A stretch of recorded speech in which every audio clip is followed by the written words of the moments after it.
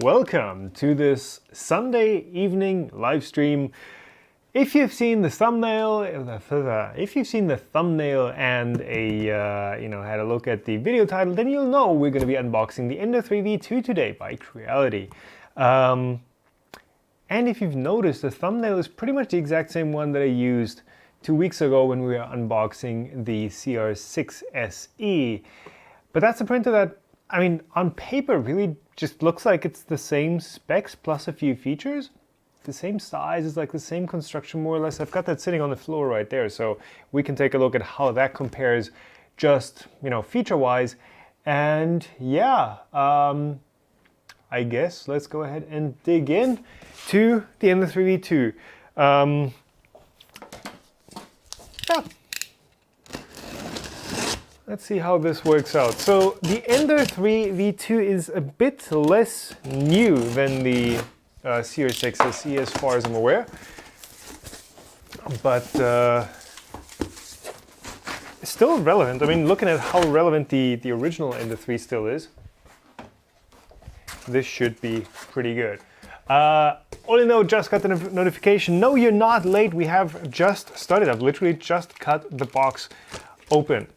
So I'm gonna try to do the by the manual approach. This looks very similar to the CR6 SE. We get a user manual, which we will try to follow as usual. What do we have? Notes on what the parts are. Yeah, so this printer doesn't have a ton of like standout features. I guess the two big features are it's got a 32-bit board and it has silent stepper drivers. So it has the TMC 2208 or 208s. It has a couple of those. Otherwise, very, very normal printer. Nothing special about that. A list of the parts. So I guess we're going to be assembling all of those. So that is a bit more assembly than on the CR6 SE. Oh, that is a lot more assembly than on the CR6 SE. Okay. So yeah, we're going to reference that in a second. Can't hear the steppers? Yeah, so you can't hear the steppers of this at all because the printer is not running yet, like obviously. Warranty policy. Okay, and then dear friends, thanks for your orders, thanks for your support. This printer was provided by Creality for review. So technically not in order, but I did request the printer. Okay, so we've got the printer base, and I guess over the original, God, there's a lot of stuff dangling off of this. Compared to the original Ender, just get like a pair of profiles, okay.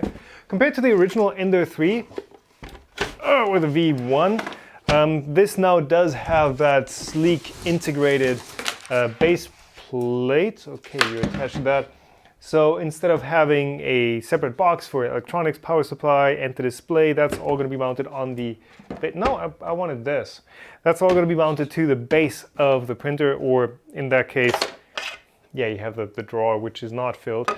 And you have the power supply and electronics built into the base of the printer. So a bit more convenient to use. You can just pick it up instead of having that dangly electronics box to worry about. Hasn't sold hundreds of thousands of units. The numbers on Creality are kind of nondescript. Ooh, that is greasy. God, do I have some paper towels? There is some grease in the Z-axis nut. Right in there, you can see where they smeared the grease around. I gotta grab some paper towels. Because I don't want to be covering this thing in grease before we even get started. 1 second, please. We got some here. Yeah. Thankfully, the workshop is still next door.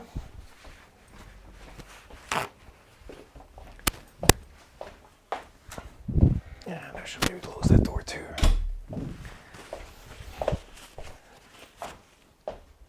Yeah.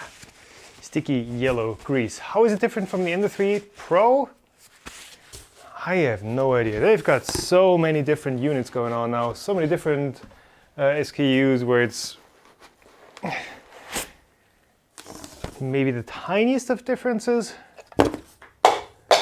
not a whole lot. So there's your screen. Still has the classic connector going on, classic 10-pin. But this is removable and in an injection molded frame, which I think is actually more finished or more professional than on the on the CR6SE, which just uses a steel plate to mount the screen. So that's nice to see. It looks like they've got some ports on the back, but oh, that's just okay, to wedge it in there and to keep it still. Okay. Okay, what else? We get up here. We get the spool mount. This looks very familiar to what the Creality and all the other printers used to have and still have. This is a bayonet style. There we go. Mount and not a threaded one. That's nice. That's quick. And I think that oh no, we're not done. I was gonna say I think that's it, but that's just the first layer. Oh.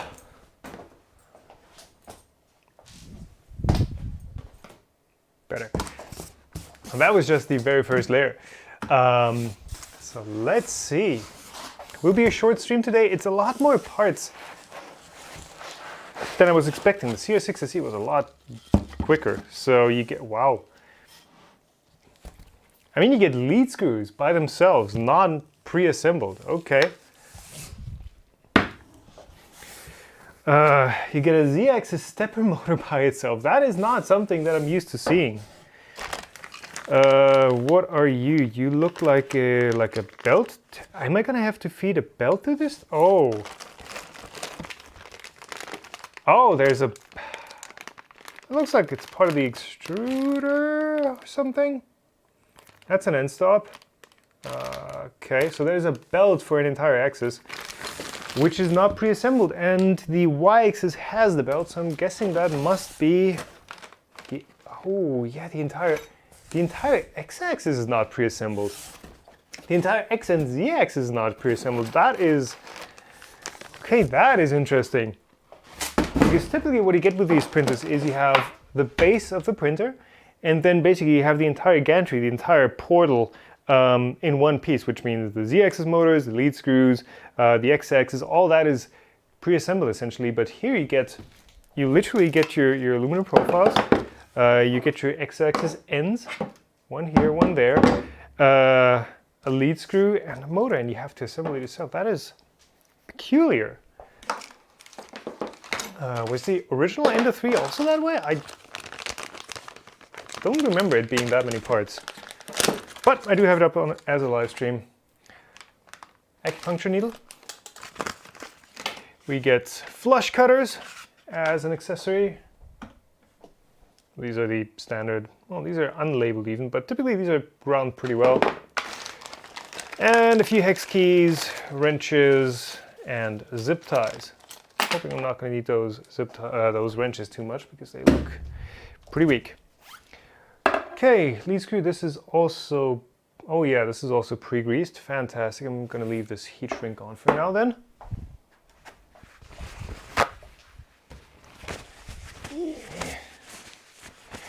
Does anyone know if Creality will take the normal Ender-3 and the Pro off the market? Possibly. So what I've seen so far is that this is supposed to obviously be the successor of the Ender-3. But they might keep it around, I don't know. If it's profitable to make, if they are making a profit at the, I don't know, how much is an Ender-3 these days? Like 150 bucks or something? Shipped? If they're making a profit with that, then I guess it's gonna stay on the market. But this one is too, depending on where you look. So I've looked at euro prices. This is anywhere between 230 and 290 euros-ish. So, it's interesting, there's two profiles that are not the same length. So yeah, it is a bit more expensive than the original Ender-3. But as far as I remember, when that Ender-3 came out, it was also around that $200 price mark. 400 people and only 30 likes. It's fine. It's fine. People can watch without liking.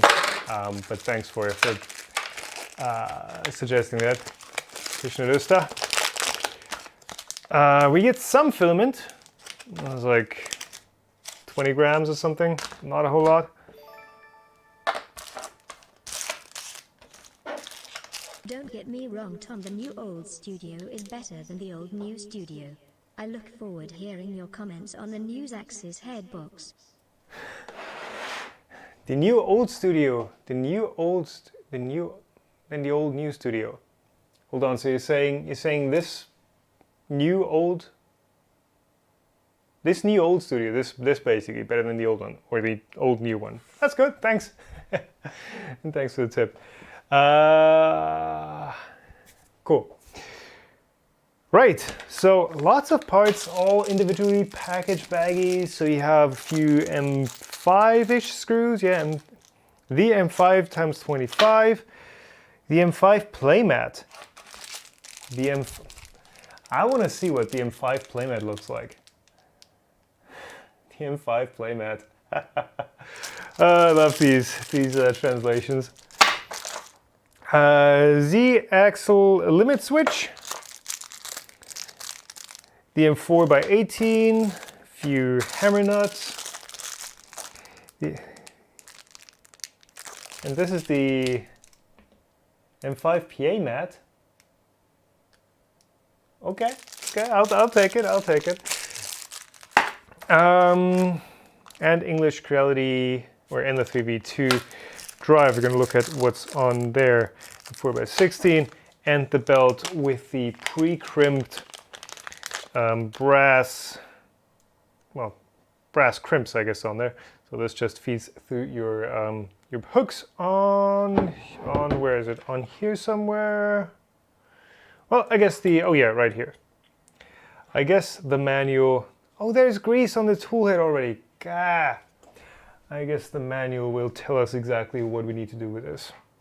Grease. Yeah. So basically that just hooks through these slits or slots on the back here. Is the rod bent? I don't think it is. We're gonna need quite a bit of paper towels in this stream, I guess, with that amount of grease that they put on their hole or on their bore. Yeah. It doesn't do any good when it's on the outside. Just get some of that off. Is the power supply a mean well this time?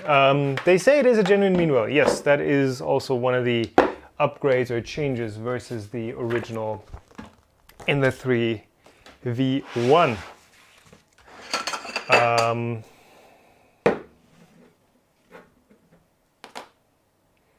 Is the rod bent? Nope. Rod looks straight enough. Okay. Ender-3 has increased in price on Amazon. Okay, that might just be because, well, Christmas is coming up. And also, if they're not making it anymore, there's limited stock to sell. So, supply and demand. And that still works. Installation of the Z-axis limit switch kit and Z-axis profiles. Short. Okay, so we need these. I'm gonna try and move through this build relatively quickly because I know you guys get annoyed when I take too long and I read too much chat and I mess around too much. So I'll try to not make any mistakes because that is gonna set us back. But yeah, I guess if you guys want to follow along in the here I go rambling again. If you guys want to follow along, you can actually grab this exact manual from the Creality website. They do have these up, and you can look it up with the PDF and just get a high-res version of this. Because even if I do like the zoom look, you're not going to be able to make out much of what's written here unless I actually point into the camera every single time, and that's going to get tedious. So I'm going to do it once, just to give you guys like a look at what this manual looks like in general and how it's written. So step number one, that's hard. The parts are laid out over here, and then you see, okay, short, so there's different holes in those profiles, and you line it up, and it's, you know, step, put the end stop sensor on the z-axis left, like the picture above, then use the 4 pieces screw M5x45 to fix z-axis with the base. It's not the cleanest English, but I think it is, you know, you can definitely understand and make out what they mean with those instructions. Okay, short, long, short, long. So we start out with the z-axis gantry. There's, I guess they could have just written, you know, use the one with the 2 holes in it. Because this one, well, 2 holes side by side. Because this one has 1, 2 single holes. So this one goes like that. And I guess we can immediately, are these milled? They, looks interesting, but it looks more like a saw cut. So yeah, the straightness and squareness of the z-axis entirely depends on this cut on the bottom here, which is why I'm checking this, and it does very much look like a saw cut. So yeah, on the CR6SE, they've got little milled out pockets on the bottom here where this profile just seats in. Here they don't. I mean, it's been working out fine for a while. The thing is also the CR6SE does have auto bed leveling, which, does it correct for frame non-squareness? No, it does not. So that's going to mask some of those issues you might be seeing. Here, if the frame is out of square, you're just going to get all sorts of weird problems.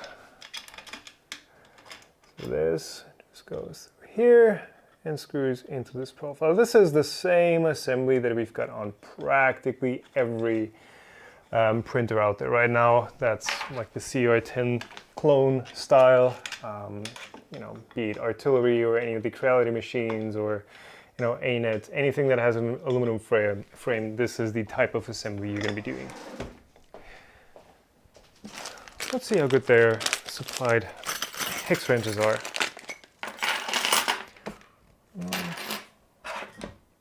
Nope.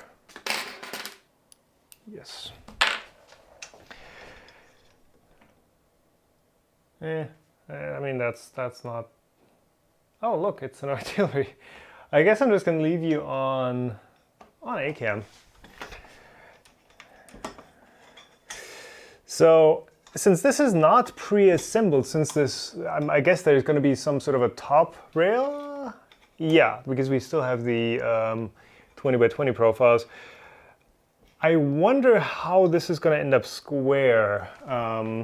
Because these can still, you can see these can still wobble around a bit, and depending on in which position you tighten them, you will end up with a different alignment. And typically, when you have the entire gantry pre-assembled, that alignment is already set for you. So if these are out of square, you do, or out of parallel to be exact, you do get alignment issues with your x-axis ends, and you know, they might be running well on the bottom and then start binding at the top, or do all sorts of weird things like that. And basically you get around that by, well, tightening up the top first and then redoing these screws at the bottom here. So I'm gonna just do these lightly. Remind me to retighten these once we've got the rest of the frame assembled, okay?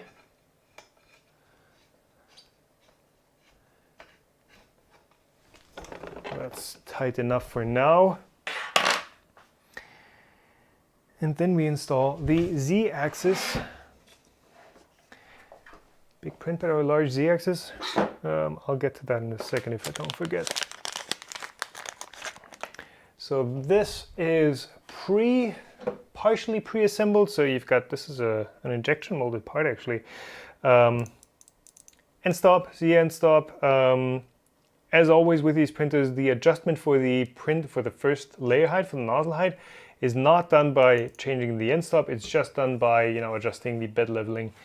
So you take out like one redundancy and you just get a single point to level that. 4 screws on the underside. Which screws? Well, we're gonna flip this printer around in a second. So this goes on the side. Can we skip this step? Nah, not really. Yeah, so someone was asking, do you prefer a big bed? It's probably already scrolled by. Do you prefer a big bed or a big Z-axis? For me, that is the big bed. Because I just personally rarely use the entirety of the Z-axis on my printers. Unless I'm printing like planter pots to test out a printer, but yeah, larger area is typically where it's at for me, definitely. Now, of course, for a printer manufacturer, doing a larger Z height is way easier than doing a larger bed, both for cost, logistics, making the printer work well. So typically you do see larger Z heights, way easier than larger beds. So just to double check this step, we've got the screws installed, we've got the Z verticals installed and the end stop, and we've done that. So 4 screws from the bottom, got it. Next, install Z-axis motor kit and T-type screws. So T is, what is a T-type screw? Just a lead screw basically. Z-axis motor kit, hexagon socket countersink screw. This one. M4x18. We need both. Okay, so those install the motor, and I'm gonna install the motor first and then install the lead screw. I guess. Yeah, doesn't make much of a difference, but it's probably gonna be easier to install the motor and then get the lead screw installed into that. How many Europeans here? I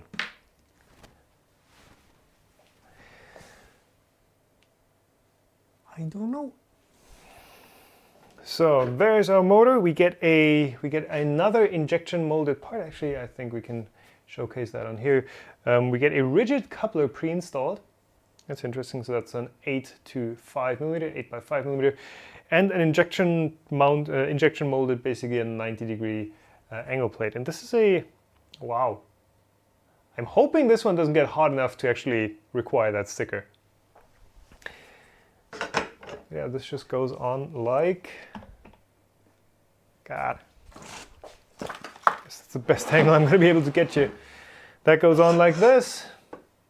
It just slots in here. So it does not have any sort of a positive stop. And we do need, oh, hold on, that goes on the, I'm looking at it from the wrong side. That goes on this side, on the back. Okay.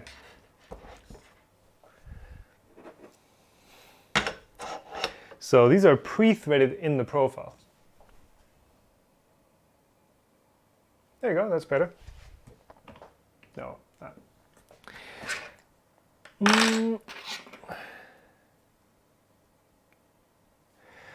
Someone was asking whether I'm partnered with Banggood, and I think I do have a Banggood affiliate account, and they've been writing me emails like once a week or something.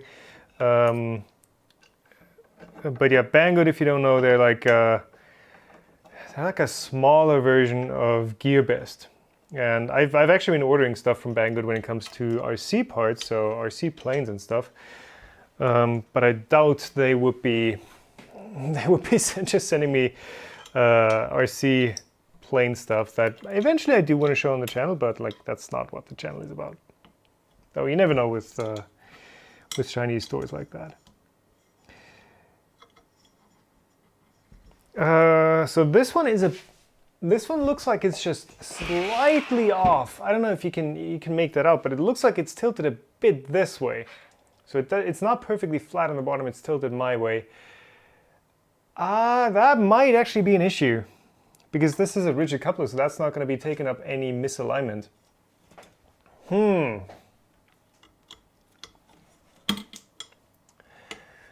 Owen with a hammer is asking, am I getting a CR30 soon? So that is the belt printer, the 3D print mill that as they're calling it. Creality have offered to send one, yes.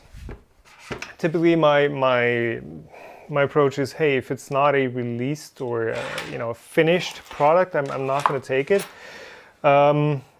It is a very interesting printer, so you might see it on the channel. It's just, I do have a schedule, I do have a video plan that I make, and that is like filled out till like late December. So if we do see a CO30 on the channel, it's going to be a while. So November is going to be a bunch of printer reviews, including this one. But yeah, it might be interesting, with the disclaimer that this is not a retail product, I guess. But yeah, if I do take a look at one, it's going to be a while.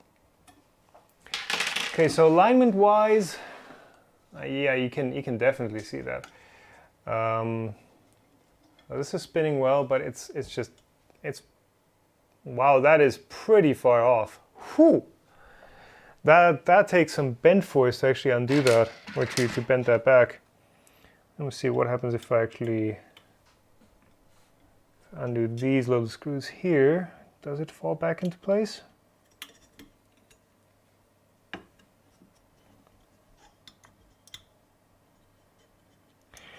Though, I mean, to be completely fair, I shouldn't be doing this. It's not in the manual, there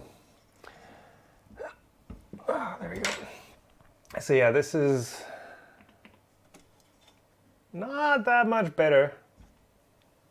Okay. So, that's one of the things. If you just have like this little block, so yeah, that little injection molded block that's basically responsible for the entire alignment. If that is off by just a tiny bit, then your entire alignment is going to be off. And if you use a rigid coupler there, then, well. But that is that step completed. Is it worth upgrading this coupling to a flexible one? The Royal Tiger is asking. Might be. Might be. Yeah, I mean, with a misalignment that's this far off. Oh, it even looks, yeah, it's even misaligned this way. With a misalignment that's that far off, probably. So I guess this misalignment we can kind of correct for by, nope. Ah, those are countersink screws. Those don't align. So yeah, that's all we're gonna get. So this one is crooked, and this one is crooked as well, by quite a bit. Cool.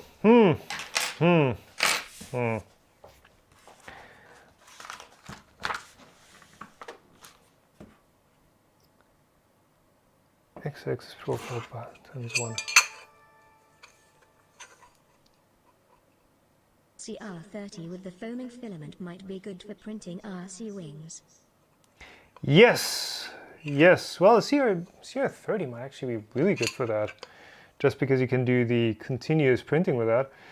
I did experiment a bit with the foaming filament. I do have 2 boxes of that. That is the ColorFab lightweight PLA. I've done some experiments with that. The printing fast video that he saw, I think like 3 or 4 weeks ago, that was supposed to be about that foaming filament, but turns out the foaming filament actually needs a really nice consistent temperature, and when you try to push filament through a nozzle at higher speeds, like, it's not getting that consistent temperature anymore, and it just doesn't work. So I've played around with it. Really interesting stuff. But yeah, I'm just like waiting to get a moment to actually make that video. And I do have, like, the plan is to make, I've got a flying wing that I've been really liking. It's an S800, if you're familiar with those. And the center section of that. So it's basically, it's a wing on either side, and it's just a center section in the middle that houses all the electronics and motor and all that stuff.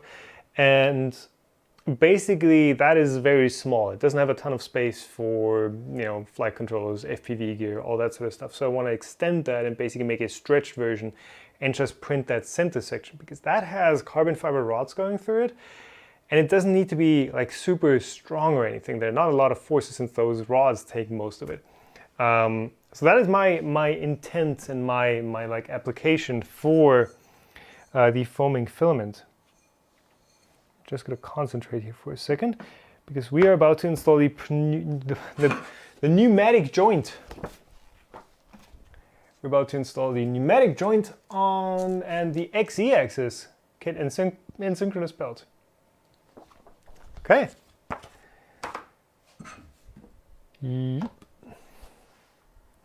Okay, give me 1 second. I really gotta make sure I'm not messing anything up here. Wait, is that all the instructions I'm getting? Okay, so there's no like order to these. Basically, you're installing the no, yes, you're installing the extruder end. I gotta check with the images to make sure this is aligned correctly. Then you're installing that onto this profile, and this profile has 2 counterbores, and there's like just the slightest hint of that counterbore. So I guess that goes either this way or that way. I'm guessing this way. And then we install this onto. No? Which way does this go? This is not the most intuitive part to be using, but there's an end stop. That's going to be pointing inwards.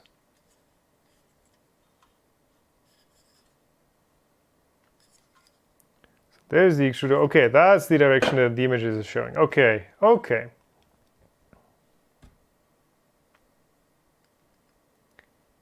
And then there's 4 holes in this part. So there's 2 holes up here, there's 2 holes in the bottom here.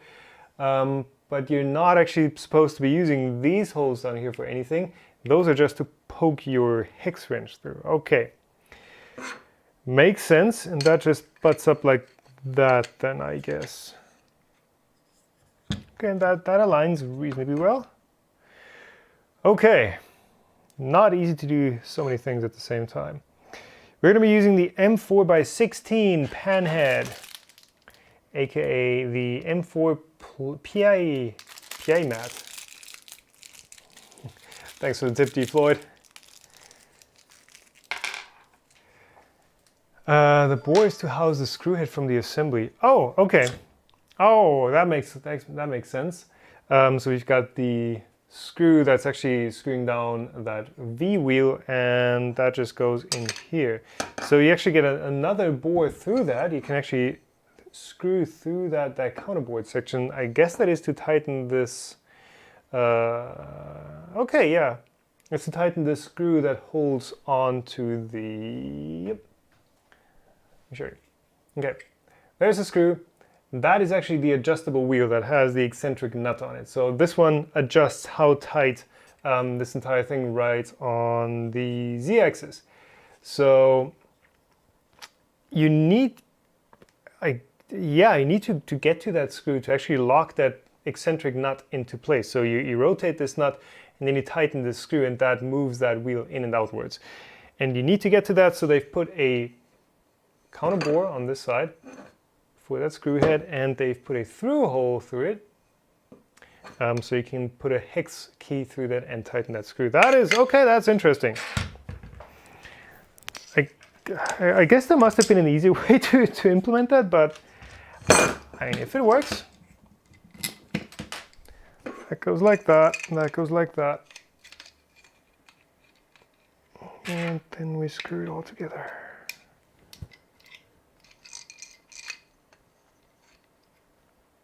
Come on.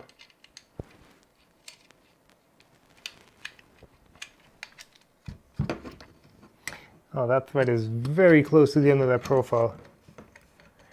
To the ender that profile, yeah, haha.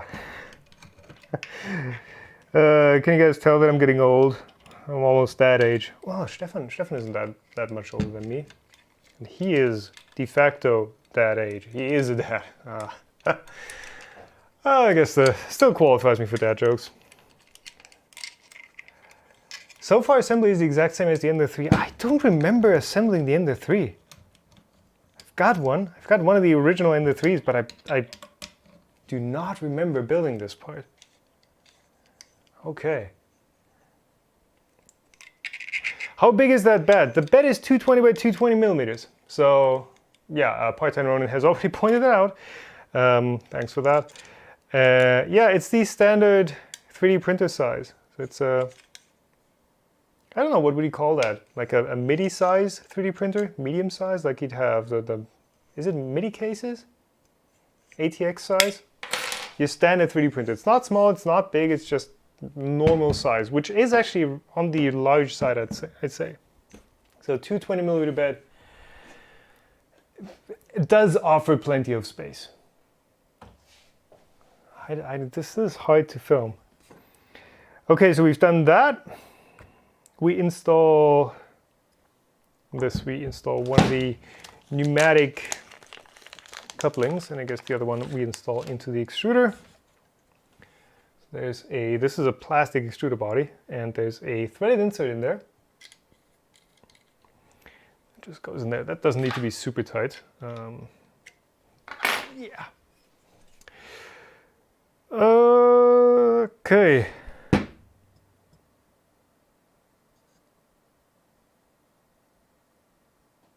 And also we route the belt through.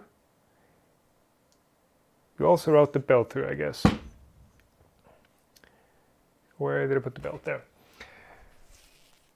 Part-Time Ronin's asking, hey, how is the 18-volt Makita system compared to the 12-volt Bosch system? So you guys might be familiar. I've been using the 12-volt Bosch system, the GSR, the professional 12-volt system from Bosch, the Bosch 12-volt system, which used to be called like the 10.8. Because like nominal voltage is 10.8, but then like everyone started doing like 20-volt max, and of course Bosch had to follow suit. Yeah, I'd had that small cordless driver, and I've now basically switched to 18-volt Makita because the Bosch machines were failing on me. I've gone through 3 drill drivers that are not usable anymore.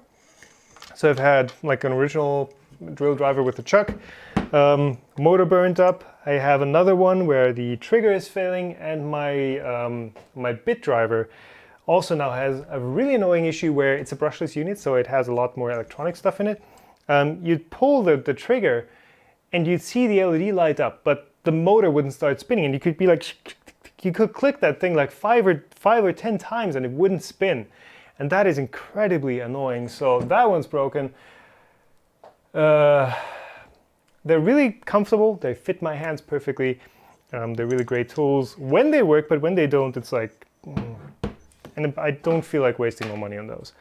So I've gotten some 18-volt Makita stuff, which I also needed for installing my extended photovoltaics array, which was another 64 panels, which I needed an impact driver for, and a bigger drill and all that. Well, I also need a cordless angle grinder. So I got that, so now I'm on the 18-volt Makita system, and it's different. Like it's a much more powerful system, but it's also much heavier. Like there's no question that the 18-volt system is just, is not the like Finnish carpenter's tool. It's not a very, delicate tool. It's more of the grunt. But yeah, the tools feel really good. I know a friend who's had the 14.4 volt system for a while and is very happy with that. Yeah, 18-volt system is really nice, and just the fact that you can basically get the same amount of power as you can get from like a corded tool, really nice. I'm probably gonna have to get the 2 amp hour batteries, because I got a kit of 2 5 amp hour batteries, and just using the driver with the 5 amp hour battery, it's like, it is such a heavy and substantial tool. Has a lot of power, but it's like, it is a lot of tool to use for like a small M3 screw, which is why I'm not using it in the live streams. I also have a 12-volt Ryobi drill driver. I got that for these builds, but it's still at the old studio. I still need to move that over here. So maybe you'll see that on the videos at some point. The back. So now we actually attach, I did the assembly here with just one screw. We're not supposed to put the second screw in yet. Why though? Interesting. So I've put,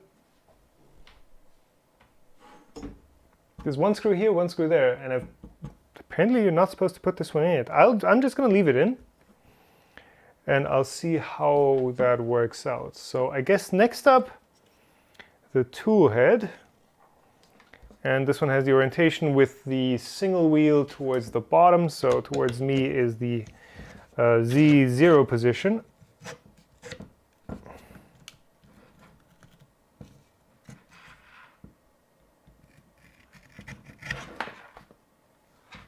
Oh, I guess because that still has to lift up.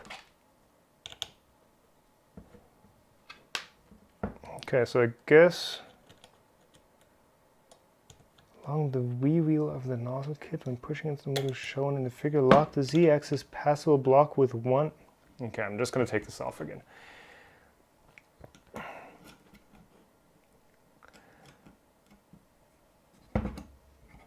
When does the hot end go onto the rail? I mean,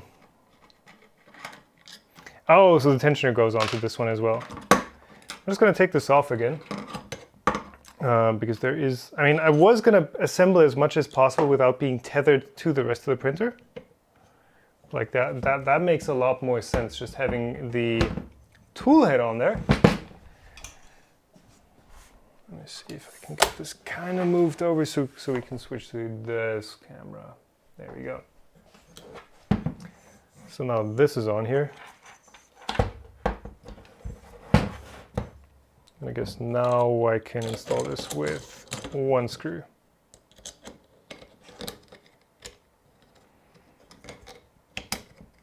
Okay. Thanks for being a good mod part-time Ronin. That's always so useful. When does the next Halloween season start? When I have time. Like, Halloween is I mean, I really like the series. It's just with Stefan around, my expectations for what a good, oh, and that belt is supposed to go through there. Okay, my expectations for what is a good filament test video have gone up dramatically. So I feel like the videos need to be better, and also that needs to be in here. And also, you know, they do take a lot of time to make, and if I do start making them again, I'm gonna have to make a lot of them so that it's actually a comparable data set, and it's not just single points where it's like, oh yeah, this filament good, this filament also good. I really want to point out like the differences between, you know, one filament, how that performs and how another performs. So to be able to do that, I will need to test a lot of filaments, and I think I'd even want that to be on a separate channel, because just pushing everything to the main channel is like, you guys come here for, I don't know, the stuff that I've been doing, live streams, printer reviews, projects, all that sort of stuff. But if I upload 2 Halloween videos per week, on top of what I'm already doing, I don't think that would go over particularly well. So I'm kind of lost with like moving from the old new studio to this one back, and then I need to get stuff figured out first before I can move on to the next project. Filament tensioner, I guess. So the belt is already looped through here. So the belt is, at least in this drawing, the belt is already installed. We do not have a tensioner yet. Yeah, the belt is already in here. I'm guessing we're gonna install a tensioner next, and we still need to, yeah. So it says we need to install the belt right here, but then we also need to feed the belt through the tensioner. So we can't have it fully installed just yet. There's the tensioner. When will you do some more coverage on the E3D tool changer? Still excited. Oh, the tool changer. Stefan has one. Just watch his coverage of the tool changer. Like, I mean, whatever he says about it and whatever he does with it, I can probably sign for or vouch for as well. Tool changer is a big project. Like just getting it assembled and getting it dialed in and understanding the system. It is a big project. And like I just said with Filament, like if I do something, I want to do it right, and I just don't think I can do a big project like that properly at the moment, on top of everything else. How does this thing go on? Plastic thumb nuts. So I guess I'd totally take this out.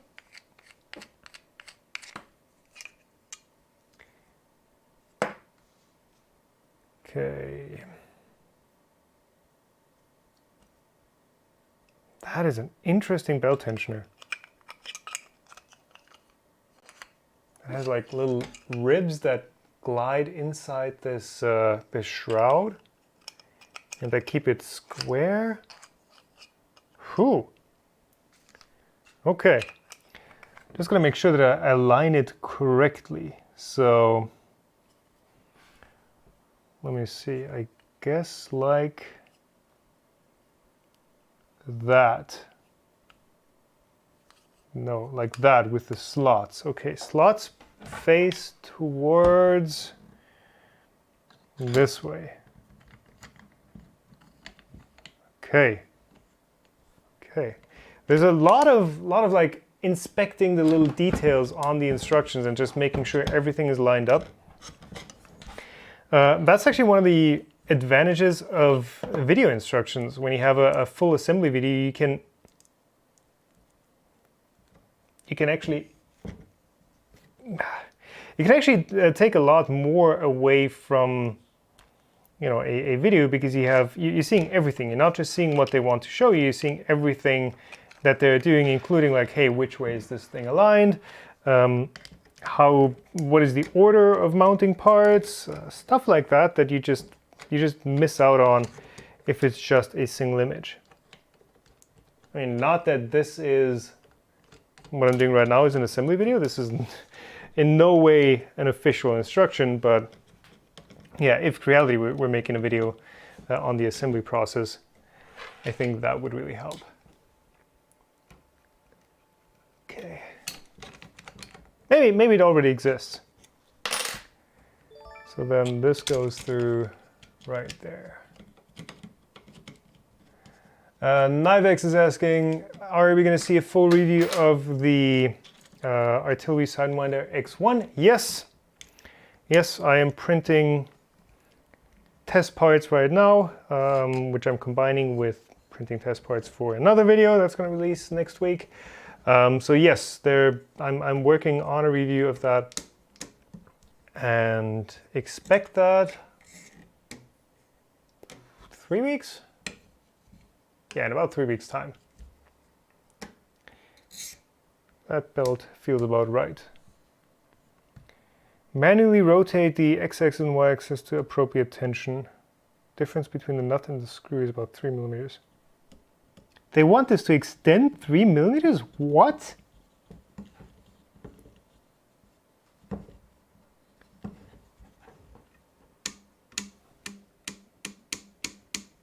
That is way too tight. So they basically want the screw sticking out on this side by 3 mil. That is, no. That is hard to turn even. Even this I'd consider tight. Whew. David, thanks for the 2. I just got the V2 on Amazon.de for 190 euros on Prime Day. Well, I mean, I guess you're paying for the Prime membership already, so they can give you a couple of discounts on items every now and then. Okay. Tensioner.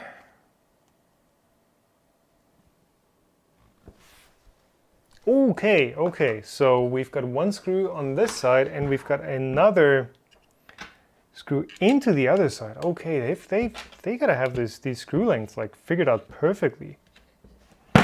Is this because that's going into the same hole as the one from the other side? Okay, so you can't really be off by millimeters, so. Mikhail, how do I pronounce my last name? We've actually just had a discussion or a thread on Twitter with that, God, I'm going to mispronounce his last name now. But Gina was involved. So yeah, follow on Twitter at Toms3DP, and you can find out those sort of things. Copper sleeve synchronous belt. Got it. We've done the X rail tensioner. This is on, this is on. That's correct. So the crimps go towards the bottom, illustrating that. Diagram of complete installation. Yeah. As you lately did the video about the copperhead, what do you think about a full metal wind extruder, which would be exactly the perfect gap upgrade? What is a BMG wind extruder?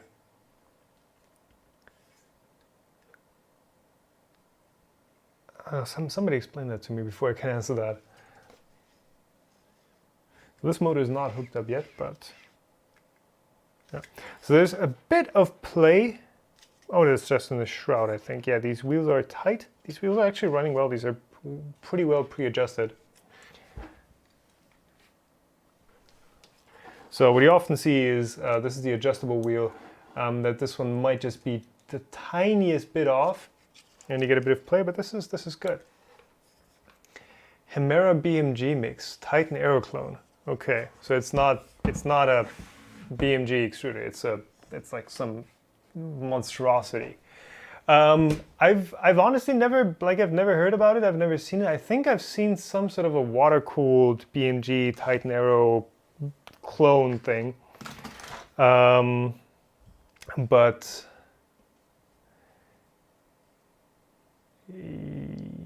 yeah, it just depends on what you're going for. Like for many, made by Mello, so clone. Okay, I mean with extruder upgrades or hot end upgrades, I guess it really depends on what you're going for. For most applications, just a V6 is totally fine. Just for printing PLA, PTG, or ABS even, totally fine. It's an all-metal hot end, works great. Copperhead already is a high-performance hot end. It's already a step up towards being able to print faster. I think that is the biggest advantage it has over the V6, and being able to print fast at high temperatures. But I mean, yeah, Volcano does that too. So I'm still happy with Hemera on most of my printers that I do have an Hemera on, and that has the big advantage of being really cheap, like 120 bucks for an extruder and a genuine hot end for E3D extruder and a hot end. Really good price. Still stand by that. It's just that you couldn't buy it. It wasn't available anywhere. So no point in trying to buy something that you literally can't buy. But now that that's becoming available again, I really think that is a really good choice. If the BMG Wind is, something that is as, here's the thing. There's always two different metrics that you have to judge. The first one is just plain performance, which, who just pointed that out? Yeah, Python is pointing out, okay, the BMG also uses a bimetal heat break like the Copperhead. Okay, that's great. Yeah,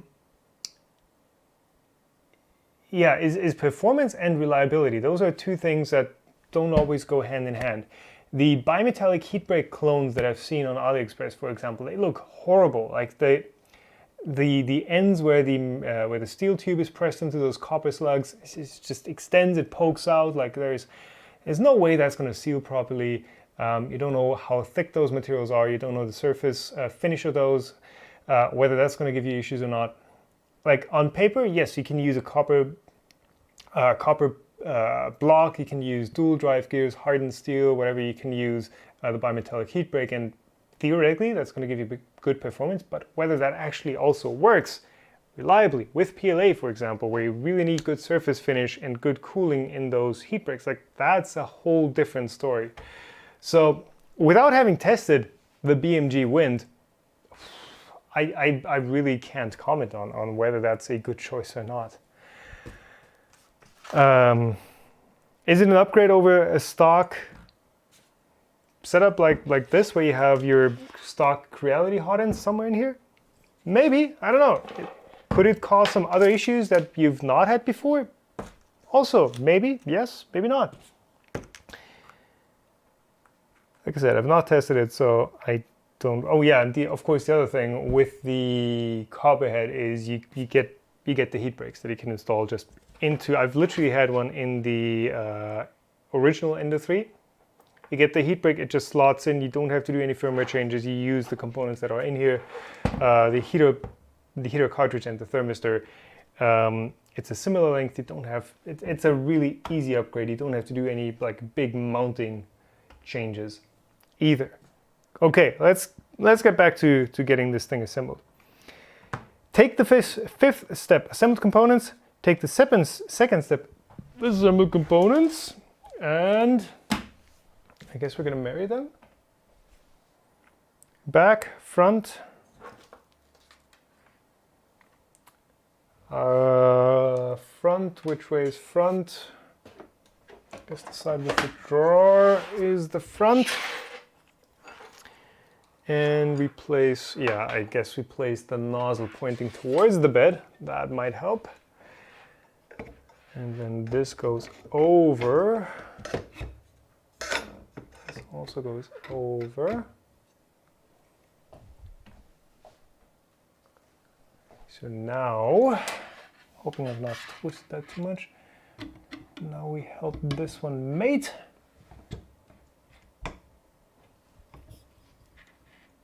So we help this one mate. There we go.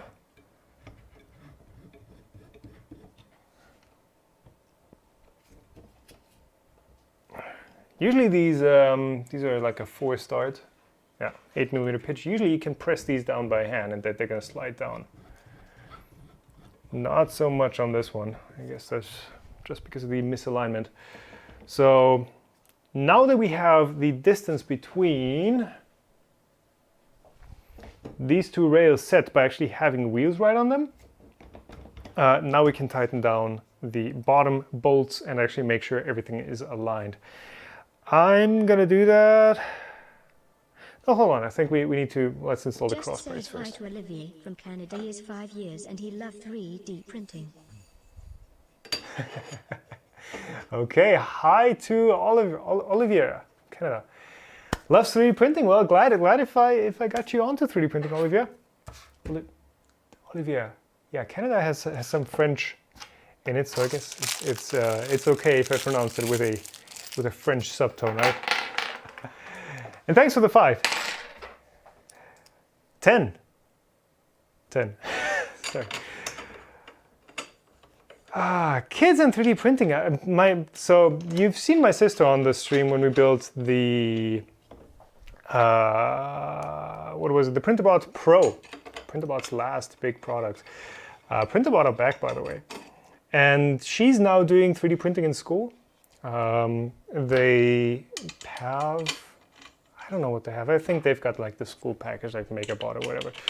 But you know, you see kids take up 3D printing, and it can be a bit of a stretch if you use CAD tools for the first time. But you know, when I don't remember being 5 years old, but I gotta think at that age you just experiment and you have a lot of time to just try things out, and you know, even if something doesn't work, and even if you don't do something correctly by the book, you still learn something, right? I think that's the important part. Learn from your mistakes, you come back and do it better next time, right? Kids pick up CAD nearly instantly. Okay.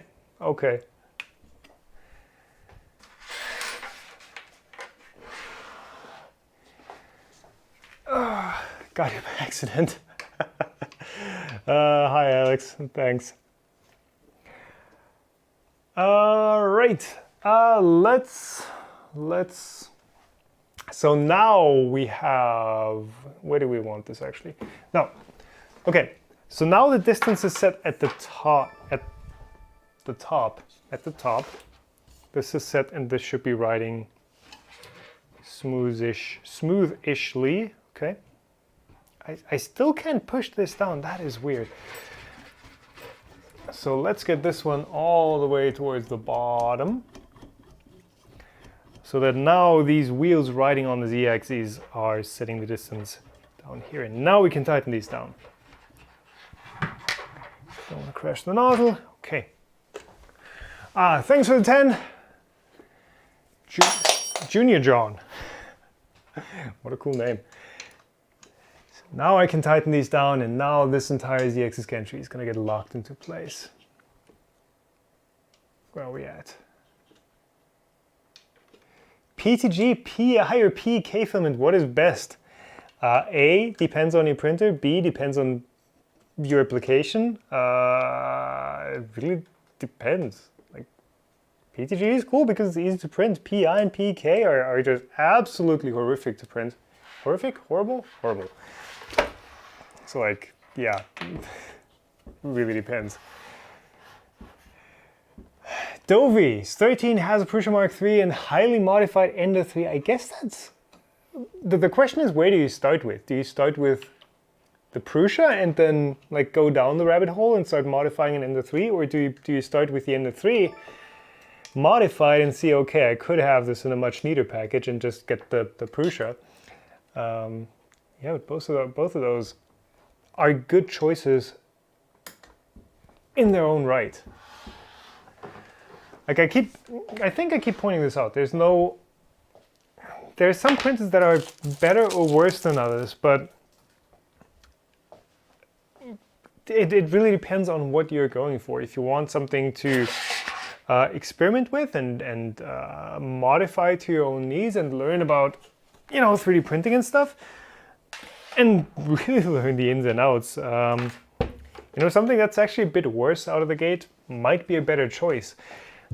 One thing that the Ender-3 V2 is actually doing, which some online magazines have picked up on, is it's a bit more polished out of the box and it's a bit less like experimental DIY. It has a 32-bit board, so much of the firmware mods, hacks that you're going to see for the old one are not going to apply. Maybe they're going to be implemented out of the box. So you're not really going to need, hopefully, to mess with the firmware all that much. It's still a very bare bones printer, like don't get me wrong. This isn't a CR6 SE. I guess I'm starting to figure out like all the differences it has. So sensor is missing for auto bed leveling. Did this have a rigid bed? Yeah. What else actually? Doesn't have a sensor. Yeah, the quick release on the coated bed is missing, so this is just the classic clips that you can pull on and off. I'm really struggling to find differences. Oh yeah, single Z-axis screw, just has one. The CR6SE has another one on the other side, but the thing is, this looks bad, yes. So the fact that this side is still and this other side can wobble that much, but because this is always going to be like tensioned in the same way, it's always going to have the same weight on it, it shouldn't matter all that much. CR10 I think also just has a single lead screw, so it's fine. It's fine. This is Sidewinder X1. I've not even assembled this thing yet, so can't really give an opinion on that yet. Okay, so we also need to adjust the tension on the Y-axis belt. Yeah, and that is properly tight. Oh, but but it does not take a lot to get it. To get it super tight.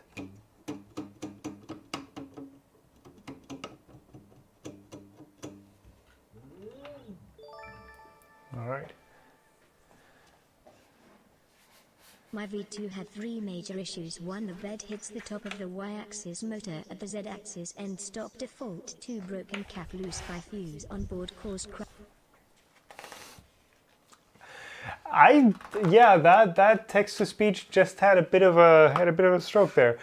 I did miss the 1890 from Igor from Brazil. Got one of the Ender-3 V2s and it's printing phenomenally well for about 1 month for its price. I'm always a bit skeptical when it's for the price. Because these printers are being advertised as being good printers, so I would hope that the price just reflects the fact that it's a cheaper make, but it should... Oh, wow. It shouldn't have to print good for the price. I'm going to have to see how well it prints just in general. So thanks for that. Fuzzy Pictures donated 20 Danish crowns. V2 has loud fans on the main when a power supply and hot end. We're going to... Oh, God. We're going to see that or hear that in a second. You guys want to see a really unsatisfying peel? We're going to hear that in a second. And Jasper has donated 10 bucks. Super chat. V2 had 3 major issues. The bed hits the top of the Y-axis motor at the Z-axis end stop default. Hold on, the bed hits the top of the Y-axis motor.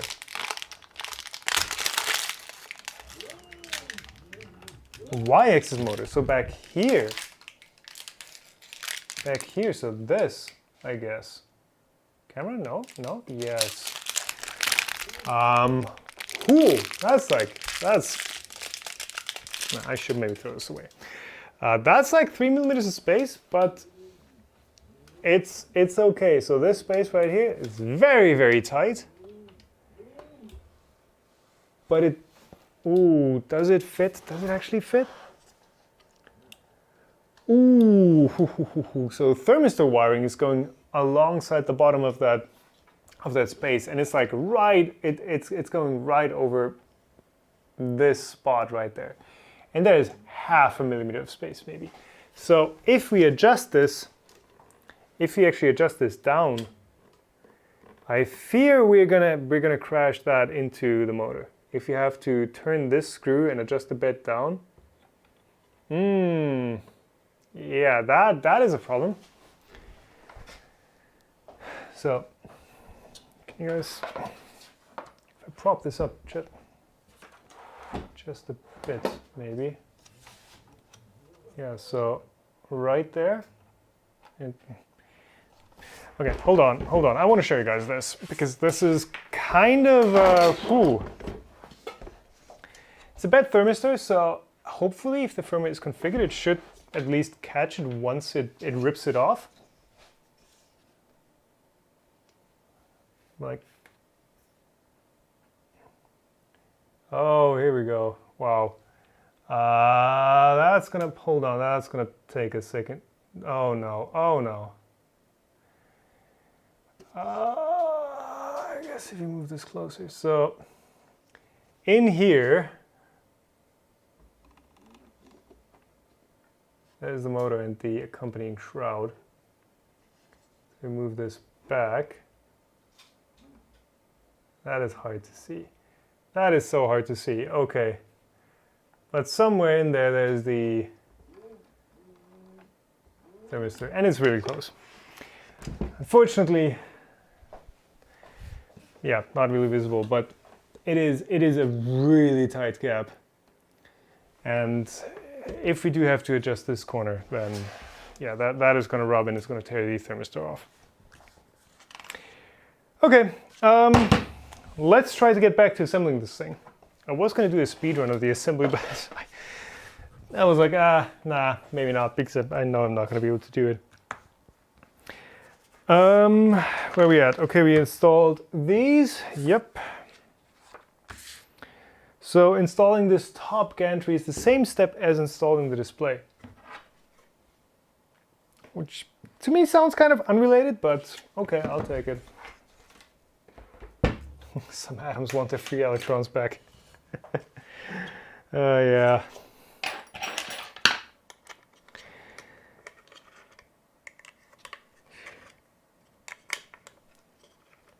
So this one goes on here, and this is an all plastic. You can still adjust the position a bit.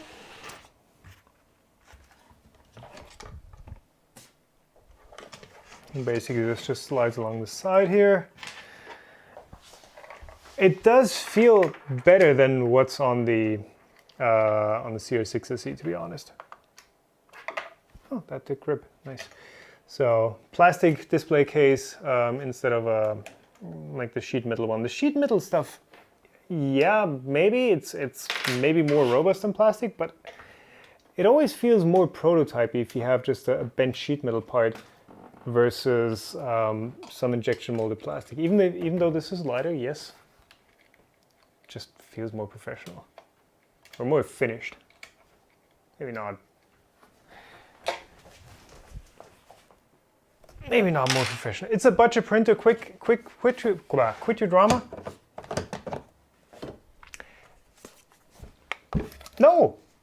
No, it's a budget printer. It's not an excuse for everything. Stuff like possibly tearing the thermistor off of the bed is not okay on a budget printer. It's not okay on any printer, whether that printer costs $3,000 or 130 bucks. Shouldn't happen, especially with a company like Creality who are experienced with making 3D printers. This is not their first rodeo. They've made printers before. And they can expect this printer to go out to tens or hundreds of thousands of people who will be using this thing. So especially on a budget printer, I guess stuff like that shouldn't be happening. So I'm going to complain about it all I want. You can't stop me. You cannot stop me. Okay, connect the display cable. So we have installed those screws. Display cable comes out the bottom here. And just plugs in.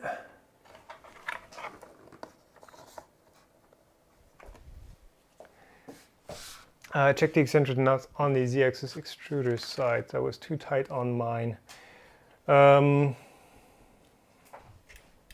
It did. I think it did go on relatively smoothly. Yeah, I can barely turn it by hand, so this is okay-ish. The bed is not okay. This is way too much play. I'm gonna check whether the manual actually says anything about it, but the bed is the one that I would worry about a bit more.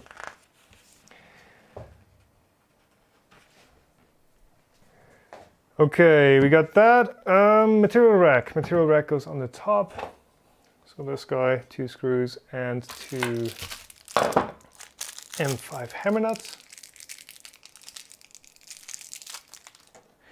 Do you think it is better than the ANET ET4? I do have an ANET ET4, which we'll be unboxing in 2 weeks.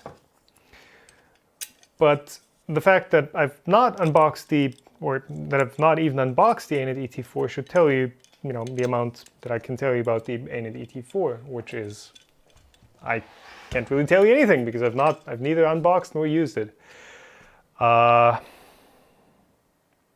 This goes on the top, okay. Okay, considering that the extruder entry point is on this side, this seems odd.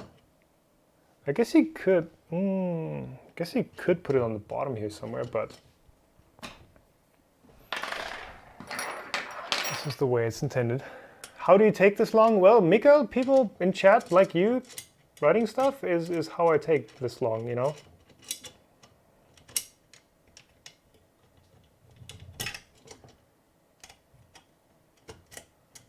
If I turned off live chat, I'd be done for sure. But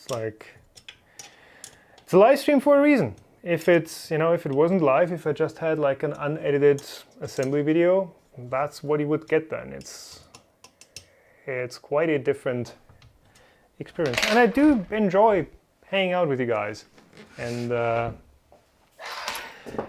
just being able to read chat and to see what you guys think and what I'm doing wrong, and you guys shouting at me for missing an assembly step, which hasn't happened in a while, but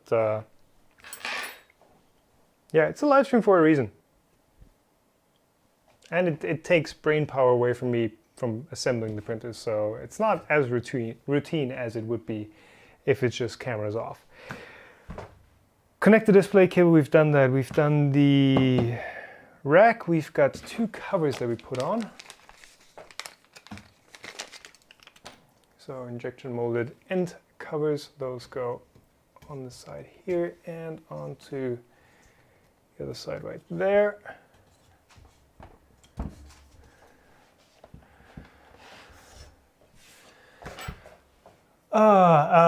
Sebastian's asking which stepper drivers are in the V2. It's supposedly TMC 2208, though there is also, a clone version of the Dynamic drivers available. So you're never going to be able to tell whether it's genuine ones or clones. Okay, we've done that.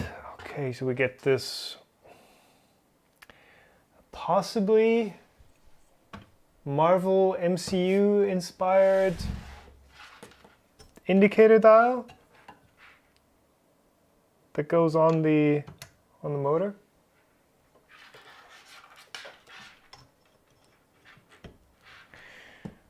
All right. So this is basically feed filament in and out.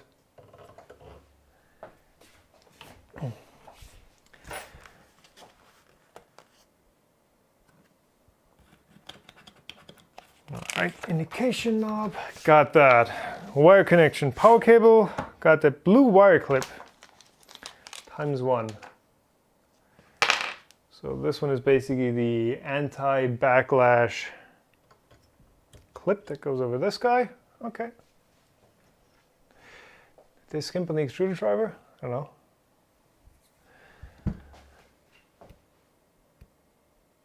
Do German people still quarantine themselves at home? Well, we do the social distancing thing where we try to avoid contact with anyone, really. Some people are better than that, or better. Some people are better at that than others. But still, somehow they, people manage to get another, like, 11 or 15,000 people a day infected. So yeah, in general, we're not really that good at it. So we're gonna have to see where this goes. Thankfully, I can work from home, so that's good. Wire connection. We did the clip. Insert the Teflon tube into the yes. Bed leveling. Okay, so it does not have any steps for adjusting the bed. So we're gonna have to do that. Let's plug in everything that we've not plugged in yet. So we have the wire harness. On this side, there's Z, so this is the end stop. This is the one cable that's not coming out of the loom. Right there. E. X. Yeah, and it does have, there's another one labeled X. That's the end stop. It does have labels in the manual, which accesses which, so even if you've never built a 3D printer before, you should still be able to plug these things in correctly. You should be able to not plug them incorrectly, you should be able to plug them in correctly. Okay. Check your input voltage. Let's check the input voltage. 230. The Royal Tiger, I've already tried to answer that. What do I think is the next big thing in FDM 3D printing? Well, so far it's been cheaper printers, because that's what everyone's buying, so companies are going to be making more of it. Okay, supposedly we are going to get, we are supposed to do bed leveling, which means plugging the printer in and turning it on. But with this bed, we're not going to be able to level much. So I'm going to try to adjust it. So basically eccentric nuts right here. How can we show this? Just like that. So this side of the wheels has just a standoff and this side has the eccentric nut, and they do supply a wrench. Oh yes, that fits around that.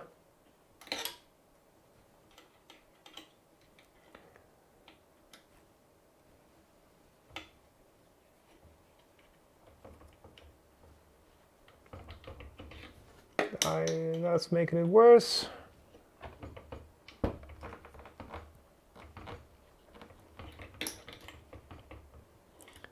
Let's make it even worse.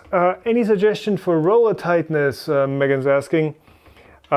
Basically, these rollers need to be tight enough so that there's no backlash or no play in them, but they also shouldn't be so tight that they create dents, or that, you know, over time these will, you know, press or compress themselves.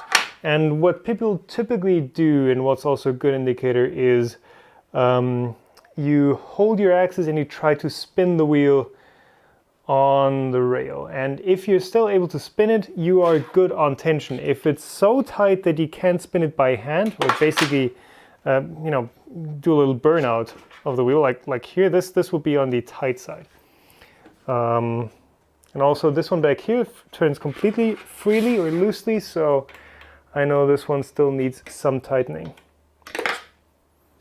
Maybe I should actually use the correct side of the wrench for that.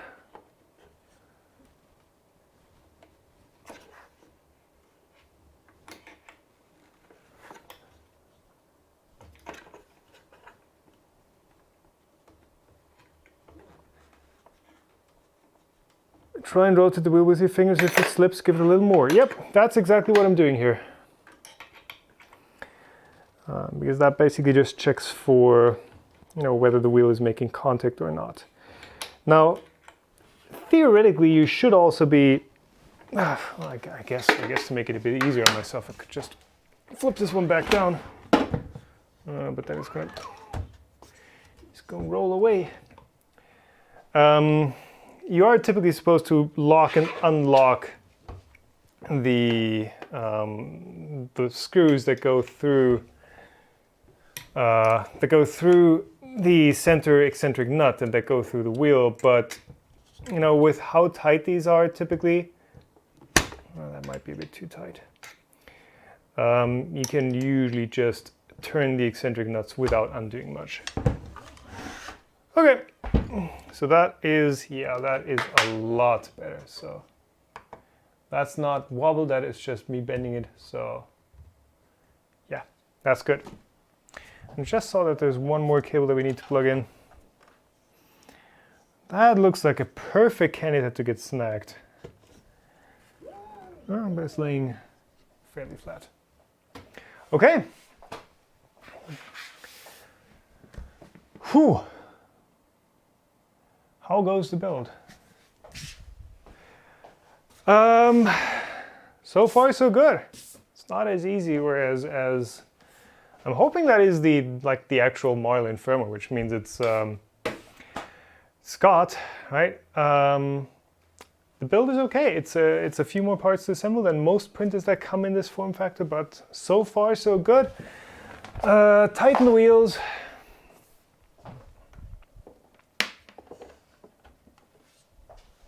Does it have a power switch? Yeah. Tighten the wheels. Look at the pictures exactly, and that's it. So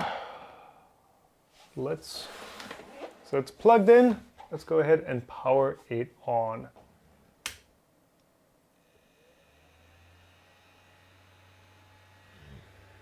Okay, so that's the hot and cooling fan, which is vibrating. So this is more of a humming than it is a fan noise. Viewing angles on the screen actually look worse than on the CR6SE, though I think it might be the same screen. I think I made a remark about the CR6SE that this was a decent screen. This does not look as decent. So maybe I can show it from this angle. So as soon as you can see it flips into the black. That is so hard to show on camera. Okay. Loading bar? Did it have a loading bar? Let me check.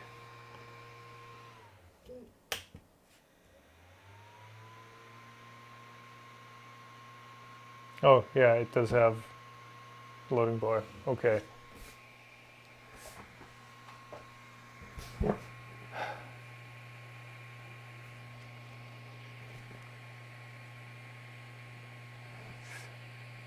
All right, prepare. Auto home disables. So we got manual, we got instructions for Chinese and for English. This one thankfully is set to English already. Twist the coupling to raise the x-axis to the position as picture shown. I agree that safety and reliability are important whether printer is cheap or not and should be commented on, particularly from a respected reviewer. Oh, it's not a touchscreen. It's not. God damn it. God damn it. Is that what? It's not a Hold on, maybe if you turn it this way, I can actually show. Does this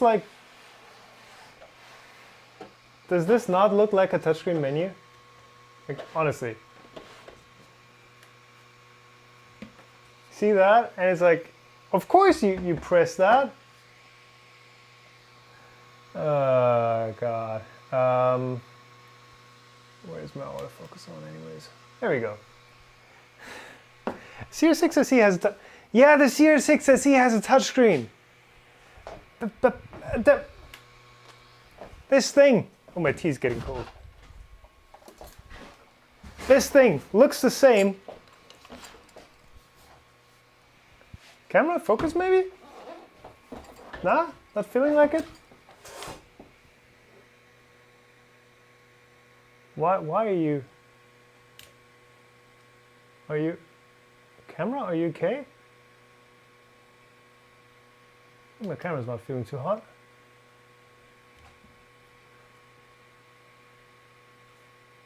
I guess we just, oh, there we go. Okay. Ender-3 V2, click wheel, same size screen.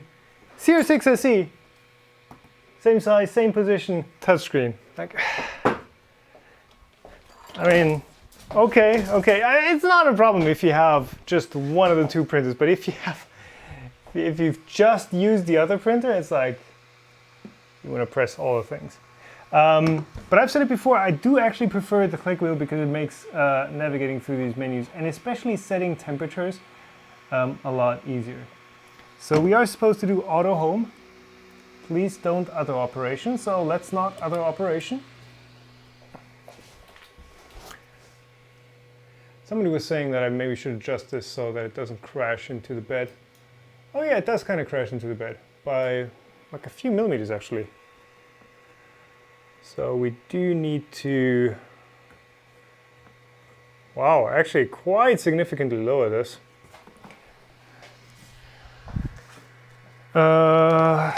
Disable stepper, so we just basically manually move. We manually move the nozzle around. So we do, I guess, disable stepper and then just slide it around. So of course now we are adjusting the bed,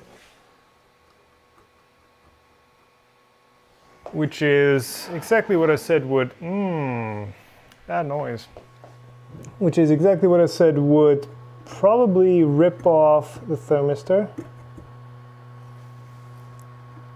Let's just see. That looks about right.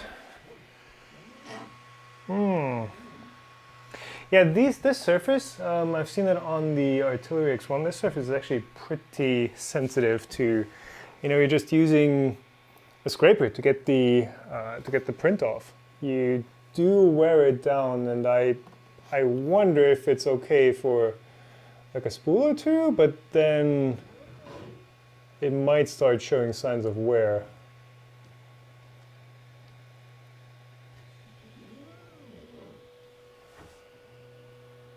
Just doing this by, because in the center we're probably going to have to, no, this is pretty flat. We're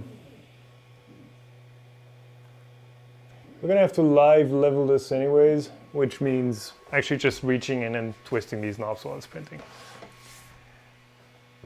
I scratched it already, yeah, there's a bit of a scratch on there. Nothing major, just like along the entire length of the bed.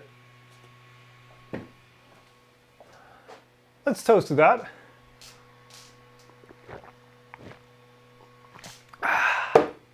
LTTstore.com.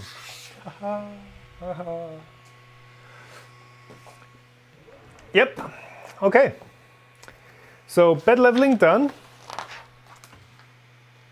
On this angle, you can't even see it. Use a piece of A4 printer paper, preheat,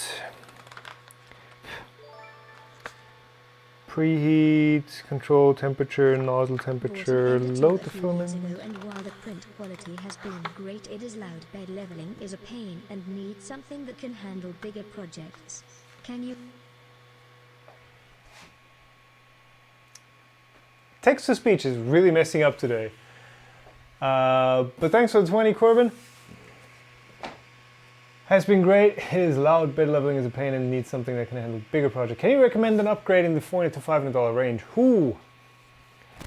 I mean, this one's kind of the hot one right now, or at least was a few months ago. The Artillery X1. Wouldn't recommend it. Might start a fire. Of course, I mean the CR10 line of printers. If you're happy with the Ender-3, that's the one-sided one. If you're happy with the Ender-3, like maybe look into the CR10. Those are available in all sorts of sizes, and well, they're okay for the most part. Cheap printers, and I guess being a cheap printer justifies everything, right? No, it doesn't, but they're okay. I've got a. I know that my CR10 is loaned out to Niels right now.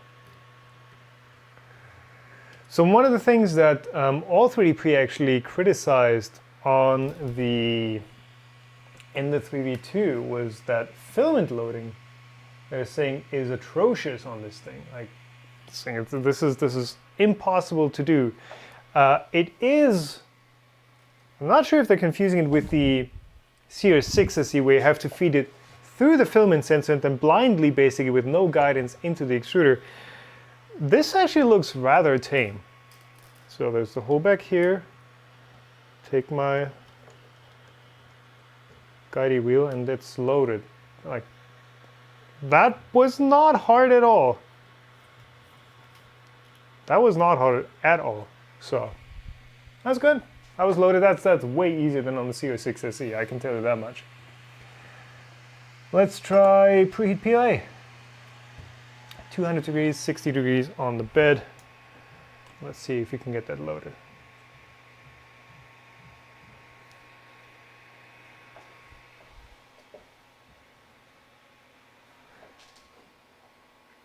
Linus said funny, actually? Wow.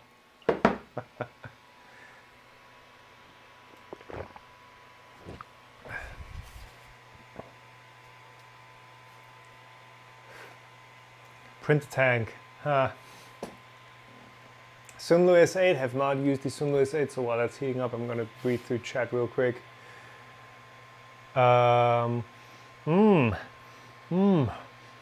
Burnt plastic. Nice. Not the smell I want to have right now, but...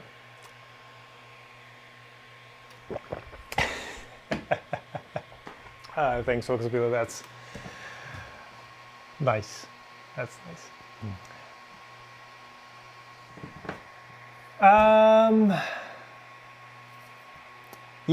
Christian Diego, thanks for the 14. Just got a Ender-3 V2. Any suggestion for better adhesion? I don't know how good this particular implementation is yet, but on the Artillery, which uses basically the same approach for bed adhesion, this sticks well with everything, basically, with PLA. It doesn't need any sort of extra adhesion modifiers. I would try using it and cleaning it well as is, but if not, glue stick always works pretty well, or of course any of the 3D printing specific adhesion modifiers, you can use those to get just a bit more adhesion, though I would think that this would be okay. So they have apparently tested this printer with some white white-ish filament, white brownish burnt filament actually. Yeah, this used to be white. Guess they left it cooking for a while. So yeah, this hot end, now that I see it curling up, this hot end does have a sock around it. It does have a silicone sock, which does still leave a bit around the nozzle to, you know, for filament to stick to. But otherwise, yeah, it's a sock. Keeps the hot end a bit warmer and keeps some stuff from sticking to it. Okay, so we've got the filament loaded. God, that plastic smell. Cool down. It's actually like burnt silicone. Oh, let me turn up the ventilation in here. Because I have no intention of passing out during this live stream.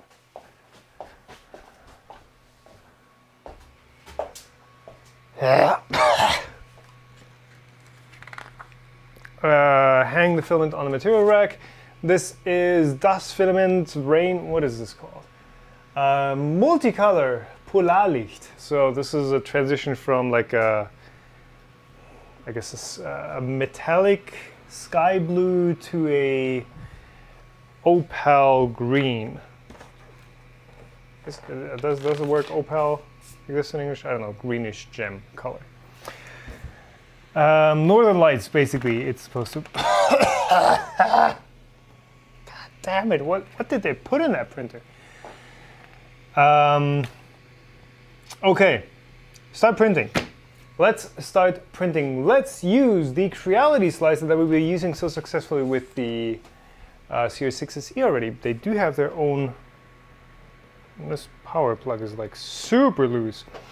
Let's use the Creality slicer that we did use with the CR6SE already. Come on, there we go. Service offline, cool. So we've got, oh, it's open, okay.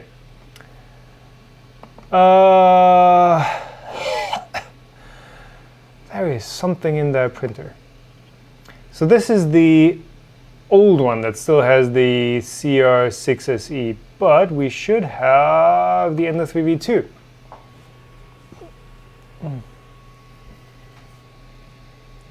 Add. Oh, no, okay. So we're on Ender-3 V2, we're on standard quality.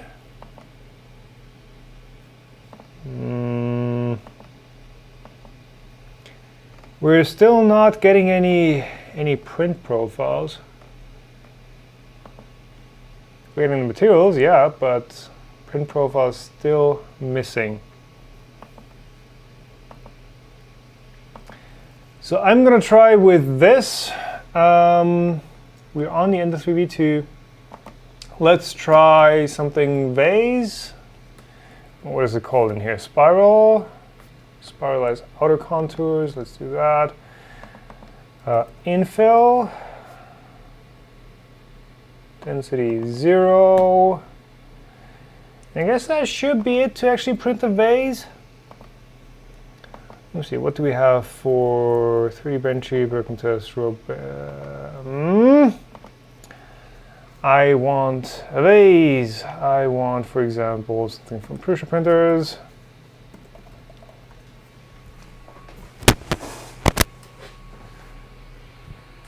Might check and see if smoke or something is coming from control board or something if it smells that bad. It doesn't smell that bad. It doesn't smell like it's just my throat doesn't like it. I don't know. It's like an asthma kind of thing that I'm getting from whatever it is in here that is melting. So I don't know. Oh, what is Vexler published? Oh, nice.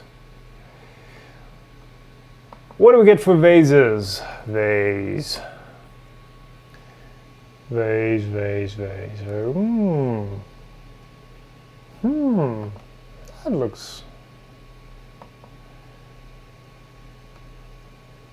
That looks nice.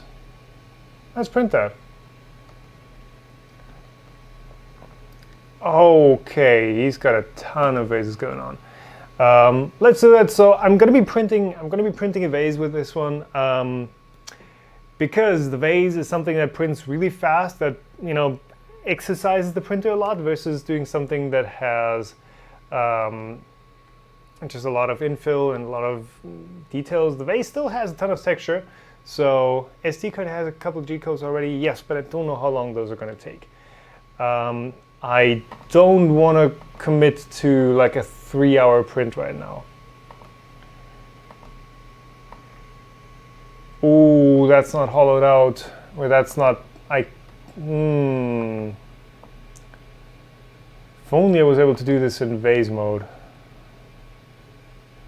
Nah, okay, that's not gonna work. That is not gonna work. For those of you who don't know vase mode, how that's supposed to function, let's do the fluid vase then, because I think I know this one. Nah, this one also doesn't work in abstract vase. I think these work.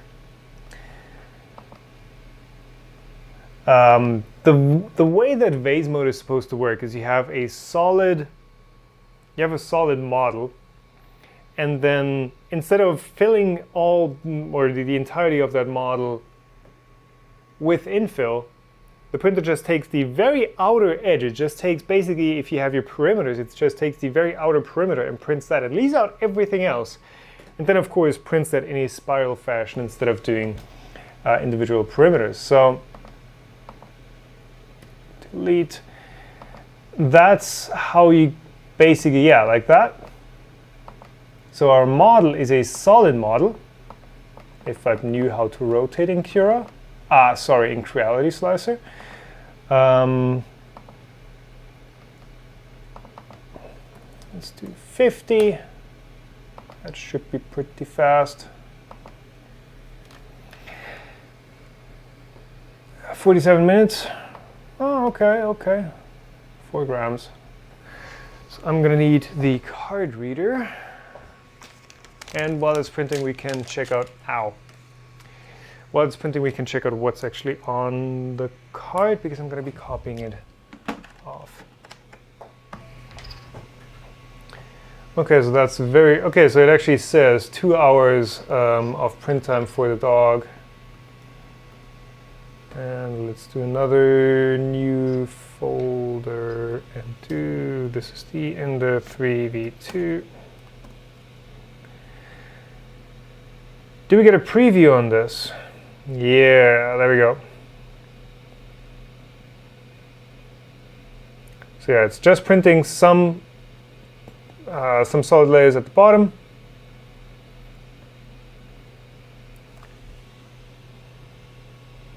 And then once this is done copying, we can inject it and get to printing. So while it does that, let's preheat, just so we save some time. What have we missed? What did Kobeer miss? We are almost to printing here. Peter, thanks. Thank you very much too.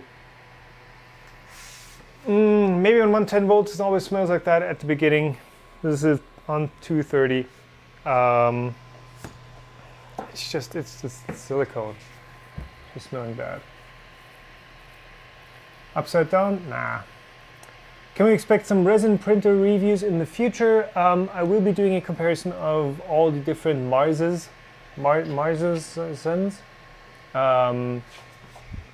those guys.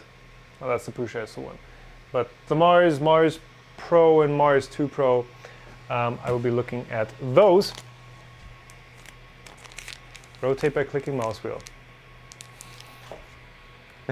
As usual.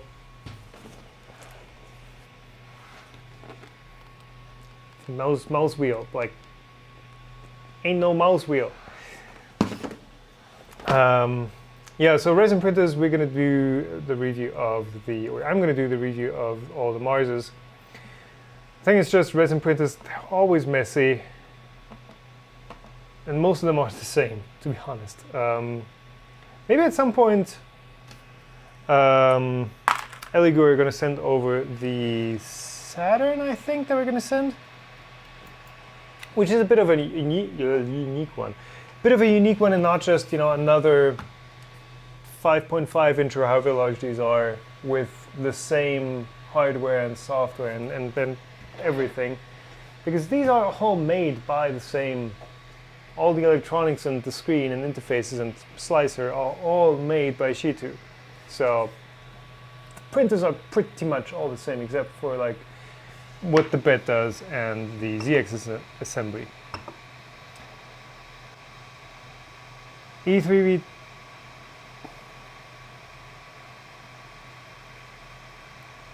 Did this also call E3V2? So Cura also called this E3V2? That is interesting. Yeah, wow. Cura automatically called it E3V2, and I got confused because I just called the folder that I copied all the files from the SD card into also E3V2. Like, okay, okay. So this obviously is the same style menu that you get on the CR6 SE. Tune, printing speed, temperature, bed temp, fan speed, Z offset. Oh, you get a Z offset setting. That's nice. And you can change the language. So the Z offset, I guess, is it real time? Nope, it's not real time. I guess that's on the next move then.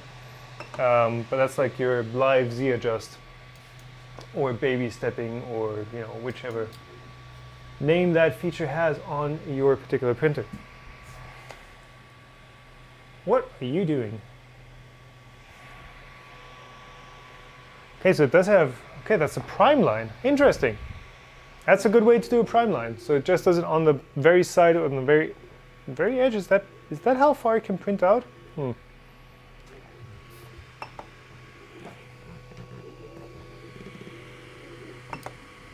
that's too much.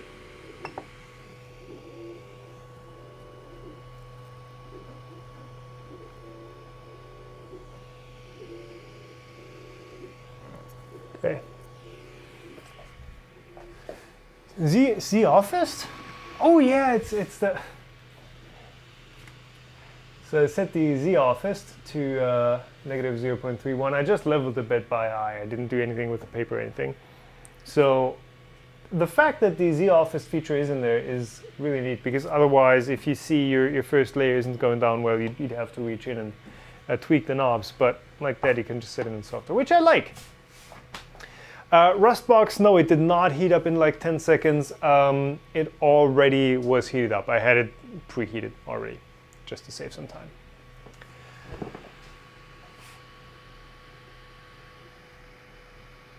Talking about spiralized auto contact special mode tab. Well, Office. The start G code, yeah.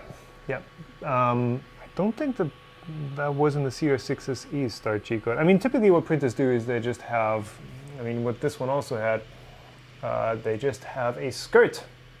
So you can see that extra outer contour, which is not the best way to prime a hot end, because typically that skirt is going to get pulled into your print when it doesn't stick all that well, or when the nozzle is just priming. So not my favorite way of priming a nozzle, but I guess it does work sometimes. Are we on the spiralized yet? No, still parameters. Peter's asking, is there a video from me explaining the Prussian slicer and maybe first layer Z settings for printers? For example, for the maybe first layer Z settings for printers, example the Mark III's. So I guess that's two different things. Explaining the Prussian slices, so what the settings mean? I think I did that for the old Slick Theory at some point. And most of the settings are the same for Prussian slicer because it's still based on that, and they oh, why are you not locked down? Most of the settings are the same for Prussian slicer. They've got the same names and everything. Hold on, I'm gonna have to zoom you guys in here real quick, because trying to manual focus. Is that in focus? Guess it is, right? Yeah. So yeah, that video is out there somewhere. And then the other question is, how do you set the first layer Z height? There is a video called something like getting bed adhesion. That is out there, and I think that is pretty universal. Oh God, the noise. That getting bed adhesion is pretty universal for all the printers, and there is also an episode on the in the basic series that covers how to get your print to stick and how to set the Z height slightly or briefly.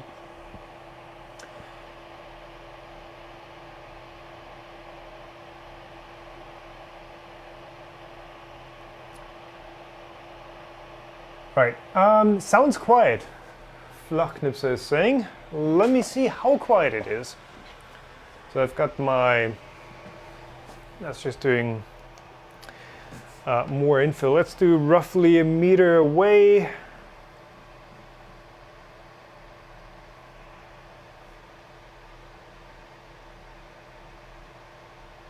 Yeah, so we're at 50.5 decibels roughly. It is not super quiet, so I can feel the table buzzing slightly. I can feel some vibrations from it. And now another fan is kicked on, so let me...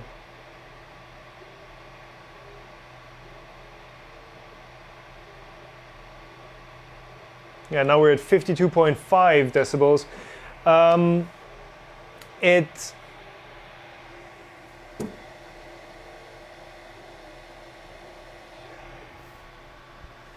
Hoping we've got... Hold on. Yeah, 52.5. It is not the quietest printer out there. The fans do make a lot of noise, and you can probably hear it. It does make a lot of like blowy noises. The steppers are fairly quiet though.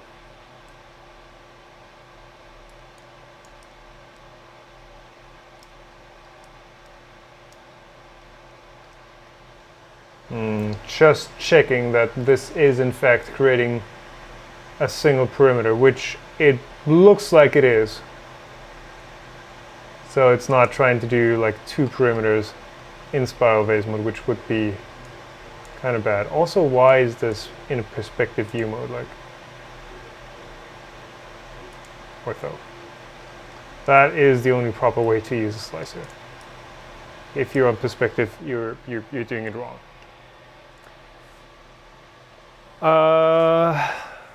Okay, blue filament, blue background. Not too great. We can start cranking the speed in a second. Time lapse, please. There will be time lapses in the full review, I'm gonna say. Actually, let's grab this guy.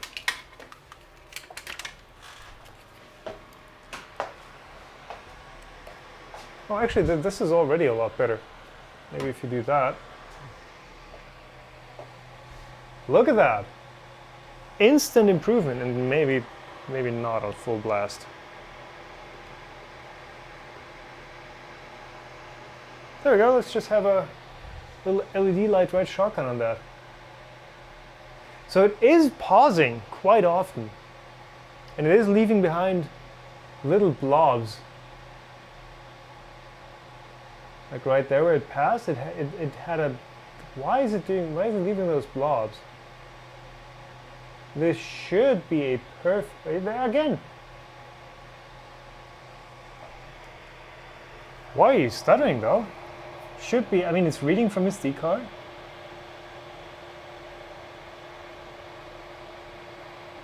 Huh? It is... That's not layer changes, is it?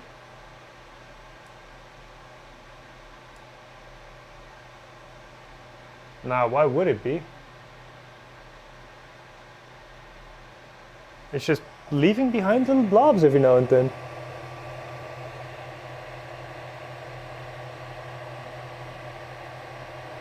Is it too many polygons? Nah. Linear advance, no, that is literally that's just an issue. Daniel saying the stuttering was horrible on the print mill stream yesterday that I guess Joel was doing. Looks like it's a Creality thing. But they've messed up the firmware. Bad SD card. Segmentations are too high. Come on. SD card, SD card, SD card. It's the stock SD card. Didn't set your E-steps, did you? What? Nah. What camera am I using for the close-up? I can't actually show you because it's not in frame anywhere, but this is a GH5 with the 14 to 140mm lens. And streaming into a Blackmagic HDMI quad capture card. I don't know the exact name. But yeah, captured in 4K, streamed in 1080, so I get a bit extra resolution to zoom into. Slicing issue, retraction issue. No, it's just literally pausing every now and then.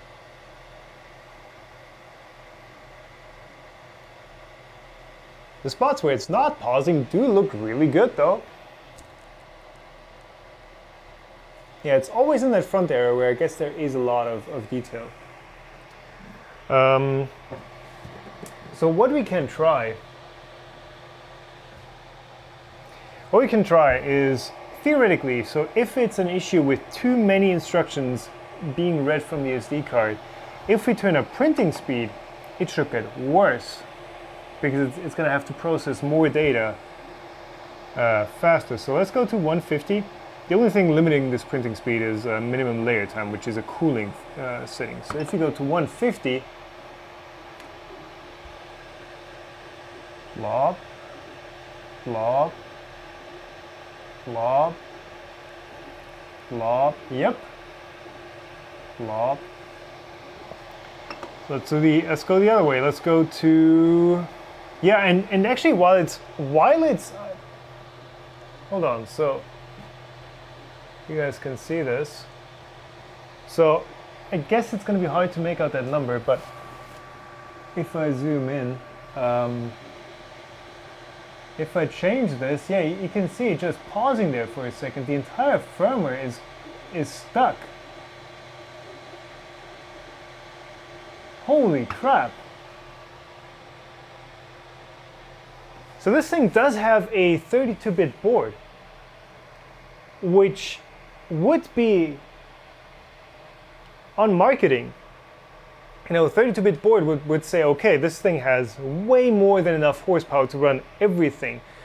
With an 8-bit control board, I was seeing pretty much the exact same thing on Delta printers, where it had to do like the real-time 3D transform from XYZ coordinates, from Cartesian coordinates to your Delta coordinates.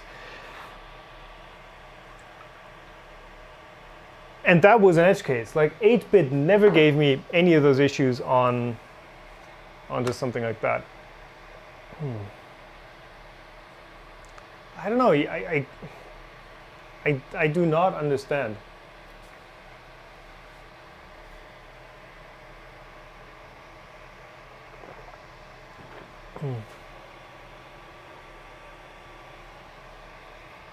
It is pausing because you should have selected Spiralize Outer Contour in Special Modes tab.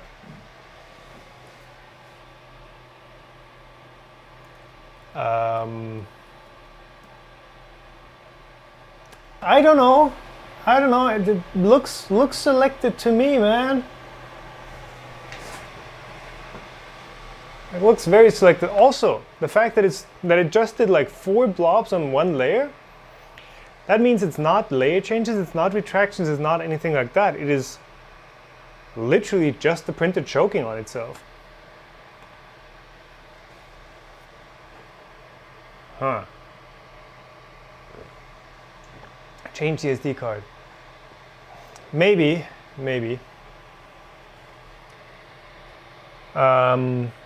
Yeah, run it at 0.1% live stream for 10 days.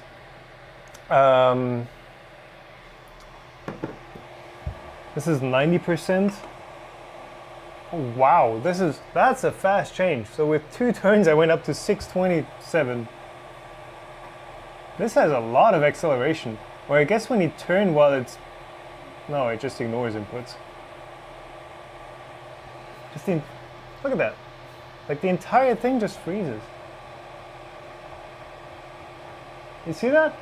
Just for like half a second, right there. For a second, it didn't accept anything. Wow. So yeah, I guess I will really need to look into why this is happening and how I'll be able to, well, work around it, or whether it's just a firmware update. But as is, this is unacceptable, even for a cheap printer. But you know, that's what these live streams are for. It's the out of the box, no extra effort, no real research or tweaking or anything done to it. It is just what the manufacturer is giving you out of the box. And yeah, if you get the same printer, the idea is you're going to have a similar experience out of the box. Don't know how close it's going to be, but that's the idea behind these live streams. You're getting the raw, unfiltered, everything look. So kind of confused why it's like such regular intervals. And you can see it's 4 times per layer.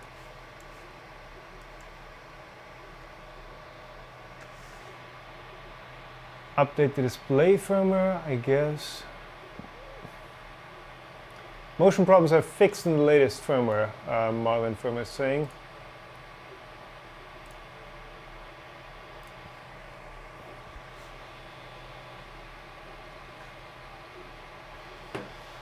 Okay, let me check my manual real quick. Does it give you a hint that there's software updates or firmware updates? So you do get the same style flow diagram troubleshooting guide.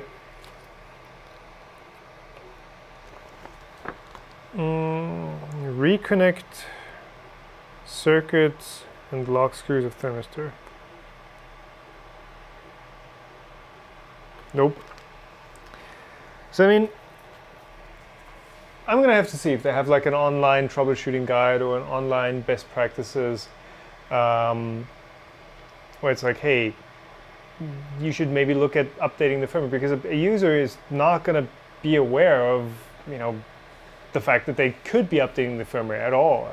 That it's, I don't know if the screen has a separate firmware. I don't think it does. Maybe it does. Yeah, I'll see what they have online. I mean, I just posted about something similar today on Twitter. I've tried out 2 TVs last week. I had an OLED and an LCD, and the OLED obviously has a much better image. But the software on it is not really that great. It's running WebOS, and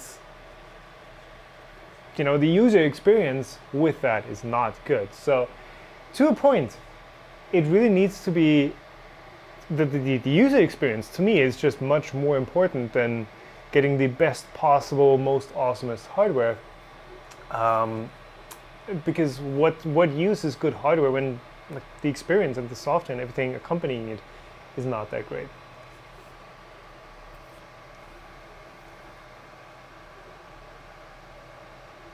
Those sits make a spiral. Yeah, that is weird.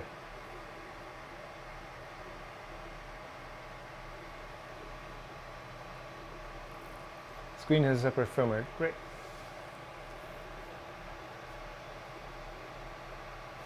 How come you don't like WebOS? I mean, I could go into the details here, but I've used WebOS on an older TV, but it's kind of limited. It stutters, and it was also giving me black frame flashes or black flashes when watching Netflix on Dolby Vision. So it just doesn't work. It has bugs, and when the alternative is using Android TV that just works and has a lot more options, it's like, yeah, the choice is obvious, even if the screen isn't that good. Yeah, is it a Palm? Hi. OBS Studio crashed. We should be live again, right? Yeah. Yeah. Still getting blobs. Joel's here, yeah, and it broke. You literally broke my OBS Studio. Oh, and we lost 400 viewers. Okay. Yep.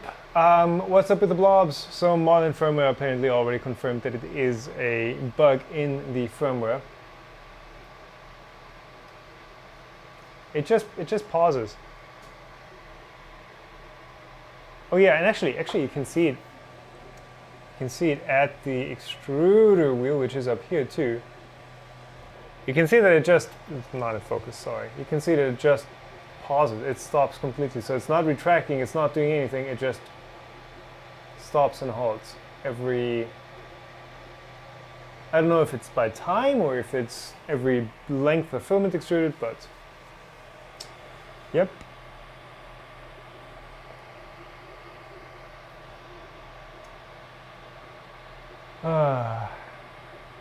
Blobs are decorative. Yeah, they're in a nice spiral.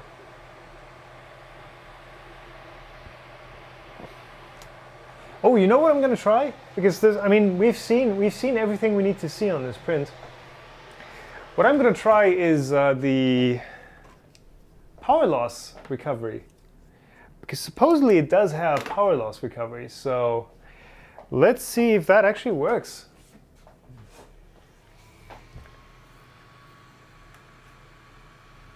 Let's see what it does. Ah. Detect file unexpectedly stopped last time. Continue. I'm guessing it's preheating.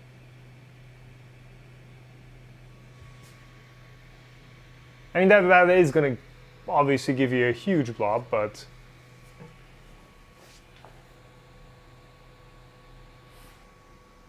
what do we get? Is it going to recover? Will it need to rehome? I guess it would need to rehome X and Y at least. Yeah, somebody said reboot the printer, so I guess that counts. Okay, the bed is heated. Hotend is heating at 160 out of 200. I was running the stream off of the printer. It's the SD card. I mean, I guess I can try, which I'm not going to do today. I'm not going to try that today, but I can try, like tomorrow, whether just copying same G code to a 100 megabyte a second SD card that I use in my cameras, and see if that fixes it. So yeah, that is an easy diagnostic step. 199 out of 200 on the preheat, and it is okay lifting. So obviously we do have quite the blob right there, but it did rehome X and Y, and theoretically, yeah, still pausing. But yeah, this has recovered.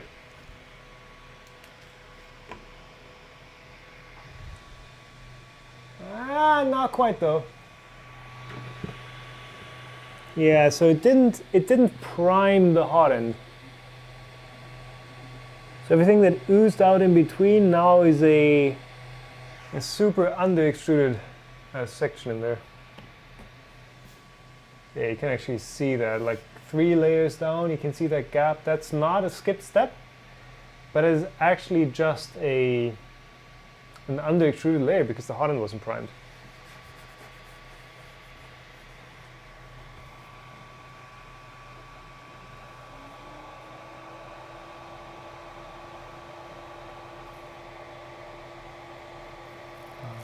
Has it saved your Z offset? That is a good question, which we can check. And it did not. So Z offset is back to 0. So I'm not sure if that might be the cause, that it's basically printing further up, and 0.3 is more than 1 layer height. That might be the challenge, yeah.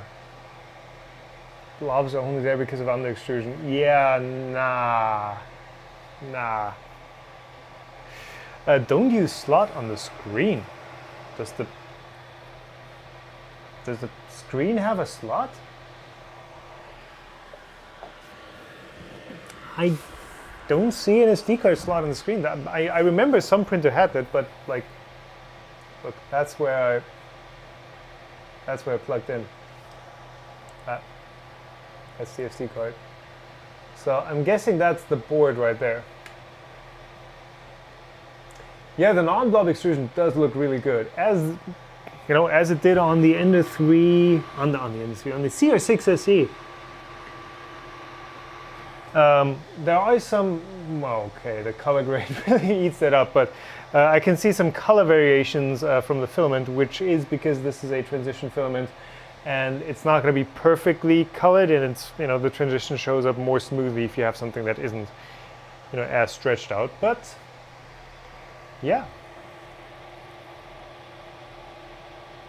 you have to take out the casing. What? Can it recover from SD card removal mid-print? That's a good question. This print is done anyways.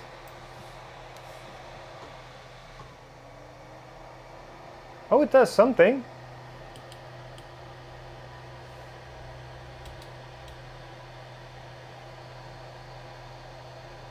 So basically, it homed itself X and Y, and it turned off the heaters. Which is okay, because I mean, we're done with this print anyways. Come on, can I? It's not turning off the steppers though.